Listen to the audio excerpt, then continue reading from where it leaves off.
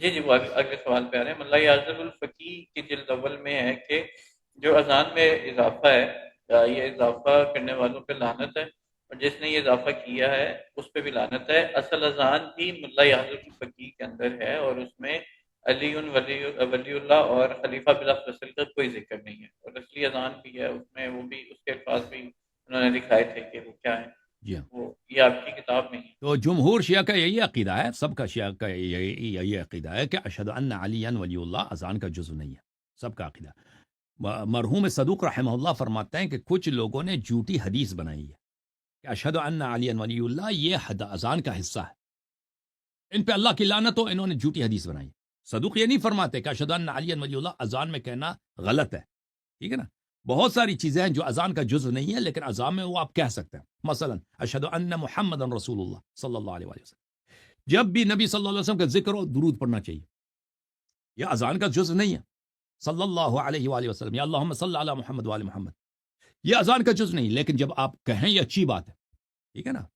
تو یہ صدوق رحمہ اللہ یہ نہیں فرماتے کہ اشہد ان علی ولی اللہ نہ پڑھو، کہتے ہیں کہ جن لوگوں نے حدیث یہ بنائی کہ اذان کا جزو ان پہ اللہ کی لعنت ہے، ٹھیک ہے؟ وہ نہیں کہتے کہ نہ پڑھو۔ حضرت امام جعفر صادق علیہ السلام کی حدیث ہے، انہوں نے فرمایا کہ جب بھی تم نبی صلی اللہ علیہ وسلم کے نام میں مبارک سنو تو درود پڑھو، بولو اللہم، خود نبی صلی اللہ علیہ وسلم کا بھی فرمان ہے۔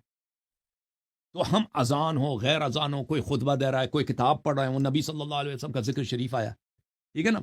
ٹیکسی میں جا رہے ہیں، ڈرائیور نے نبی صلی اللہ علیہ وسلم کا ذکر کیا تو ہم تو یہی کہیں گے نا صلی اللہ علیہ وآلہ وسلم، اللہم صلی علی محمد وآل محمد۔ امتی ہونے کا تقاضا ہی یہی ہے۔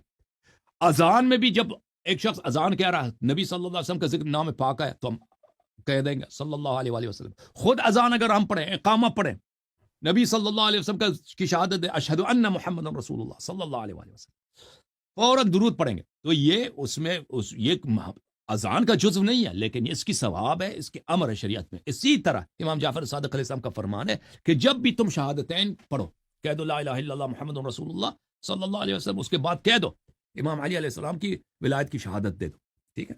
تو ہم شیعہ موقف یہی ہے کہ اشہد ان علی ولی اللہ یہ اذان کا جزو نہیں ہے لیکن یہ مستحب ہے، ایک مستحب ہے، اس کو کہنا چاہیے۔ کیوں کہنا چاہیے؟